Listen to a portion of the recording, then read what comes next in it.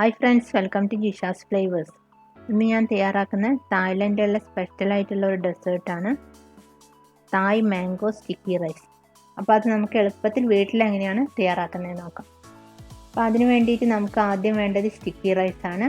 Sticky rice നമുക്ക് super മാർക്കറ്റിൽ വാങ്ങിക്കാൻ കിട്ടും. ഇവിടെ ഞാൻ സിബ്ലിങ്സിൻ്റെ 1/2 കിലോ സ്റ്റിക്കി റൈസാണ് എടുത്തിട്ടുള്ളത്. അതിൽ നിന്ന് 1 കപ്പാണ് നമ്മൾ ഈ ഒരു സ്റ്റിക്കി റൈസ് തയ്യാറാക്കാനായിട്ട് എടുക്കുന്നത്.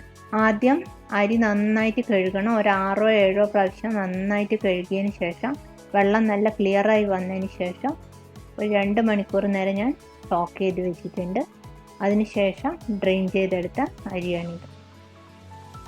ഇനി നമുക്ക് അരി കുക്ക് ചെയ്തെടുക്കണം. ഞാനിവിടെ കുക്കറിലാണ് റൈസ് കുക്ക് ചെയ്തെടുക്കുന്നത്. അപ്പോൾ അതിന് വേണ്ടിയിട്ട് ഒരു ഗ്ലാസ് അരിക്ക് 1.25 ഗ്ലാസ് വെള്ളമാണ് വെച്ച് കൊടുത്തിട്ടുള്ളത്. വെള്ളം നന്നായിട്ട് തിളച്ചതിന് ശേഷം നമുക്ക് അരി ഇട്ട് കൊടുക്കാം. അതിനുശേഷം ഒന്ന് ഇളക്കിയതിന് ശേഷം കുക്കർ അടയ്ക്കുക. സിമ്മിലേക്ക് ആക്കിയതിന് ശേഷം 5 മിനിറ്റ് നേരം വേവിച്ചെടുക്കുക. വെയിറ്റ് ഇട്ടിട്ട് വേണം വേവിച്ചെടുക്കാൻ. അതിനുശേഷം നമുക്ക് സ്റ്റവ് ഓഫ് ചെയ്യാം. അടുത്തായിട്ട് കോക്കനട്ട് മിൽക്കാണ് നമുക്ക് എടുക്കേണ്ടത്. അത് നിങ്ങൾ തേങ്ങാപ്പാൽ പിഴിഞ്ഞതിന് ശേഷം എടുക്കുക. ഞാനിവിടെ മാഗിയുടെ കോക്കനട്ട് മിൽക്ക് പൗഡറാണ് യൂസ് ചെയ്യുന്നത്. 1 table spoon milk powder 1 glass വെള്ളത്തിൽ, നമ്മൾ ഏത് ഗ്ലാസ്സിലാണോ അരി എടുത്താൽ അതേ ഗ്ലാസ്സിൽ 1 ഗ്ലാസ് വെള്ളത്തിൽ നന്നായിട്ട് മിക്സ് ചെയ്തെടുക്കുക, കട്ടയില്ലാതെ. അതിനുശേഷം നമുക്കിത് പാത്രത്തിലേക്ക് ഒഴിച്ചു കൊടുക്കാം. ഇനി ആവശ്യമുള്ള പഞ്ചസാര ചേർത്ത് കൊടുക്കാം. ഞാനിവിടെ 2 ടേബിൾ സ്പൂൺ പഞ്ചസാരയാണ് എടുത്തിട്ടുള്ളത്. നിങ്ങളുടെ മധുരത്തിനനുസരിച്ച് ചേർത്ത് കൊടുക്കാം. അതിനുശേഷം കുറച്ച് ഉപ്പ് കൂടെ ചേർത്ത് നന്നായിട്ട് മിക്സ് ചെയ്യാം. ഇനി നമുക്കിത് സ്റ്റൗവിൽ വെച്ചൊന്ന് ചൂടാക്കി എടുക്കണം. ജസ്റ്റ് ഒന്ന് ചൂടായാൽ മതി, തിളക്കേണ്ട ആവശ്യമില്ല. പഞ്ചസാരയൊക്കെ നന്നായിട്ടൊന്ന് മിക്സ് ആയതിനു ശേഷം നമുക്ക് സ്റ്റൗ ഓഫ് ചെയ്യാം. നമുക്ക് നേരത്തെ കുക്ക് ചെയ്ത സ്റ്റിക്കി റൈസ് ഒന്ന് തുറന്ന് നോക്കാം.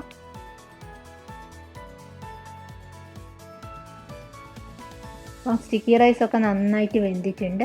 ഇനി നമുക്ക് തയ്യാറാക്കി വെച്ച ആ തേങ്ങാപ്പാലിലേക്ക് സ്റ്റിക്കി റൈസ് ഇട്ട് കൊടുക്കാം. സ്റ്റിക്കി റൈസ് ഇട്ടതിന് ശേഷം നന്നായിട്ട് തേങ്ങാപ്പാലിൽ അത് മുങ്ങി നിൽക്കത്തക്ക രീതിയിൽ നന്നായിട്ട് മിക്സ് ചെയ്തെടുക്കണം. അതിനുശേഷം നമ്മളൊരു 20 മിനിറ്റ് നേരമാണ് ഇത് അടച്ചു വയ്ക്കുന്നത്.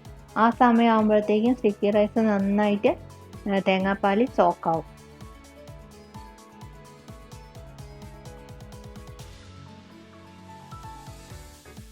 ഇനി നമുക്ക് തയ്യാറാക്കേണ്ടത് കോക്കനട്ട് മിൽക്കിൻ്റെ ഒരു സോസാണ്. അപ്പോൾ നേരത്തെ ചെയ്തതുപോലെ തന്നെ 1 ഗ്ലാസ് വെള്ളത്തിൽ 1 table spoon coconut milk powder എടുത്തതിന് ശേഷം നന്നായിട്ട് മിക്സ് ചെയ്യുക, കട്ടയില്ലാതെ. അതിനുശേഷം അതിലേക്ക് ഒരു 2 ടേബിൾ സ്പൂൺ, അതായത് നിങ്ങൾക്ക് ആവശ്യമുള്ള മധുരത്തിന് ആവശ്യമുള്ള പഞ്ചസാര ചേർത്ത് കൊടുക്കുക. ആവശ്യത്തിനുള്ള ഉപ്പ് കൂടെ ചേർത്തതിന് ശേഷം നന്നായിട്ട് മിക്സ് ചെയ്തെടുക്കുക. ഇനി നമുക്കിത് സ്റ്റൗവിൽ വെച്ച് കൊടുക്കാം. തേങ്ങാപ്പാലൊക്കെ നന്നായിട്ട് ചൂടായി വന്നതിന് ശേഷം ഇതിലേക്ക് ഒരു 1/2 ടീസ്പൂൺ കോൺഫ്ലോർ ചേർത്ത് കൊടുക്കുന്നുണ്ട്. കാരണം ഇതിന് ഒരു വെള്ളത്തിൻ്റെ ടെക്സ്ചറാണ്. ഒരു സോസിൻ്റെ ടെക്സ്ചറായി കിട്ടാൻ വേണ്ടിയിട്ട് കുറച്ചുകൂടെ കട്ടി വേണം.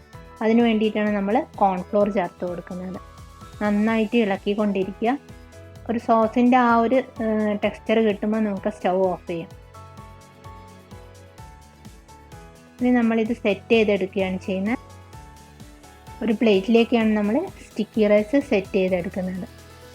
ആദ്യം നമുക്ക് ബൗൾ എടുത്തതിന് ശേഷം ബൗളിലേക്ക് സ്റ്റിക്കി റൈസ് ഫില്ല് ചെയ്യാം.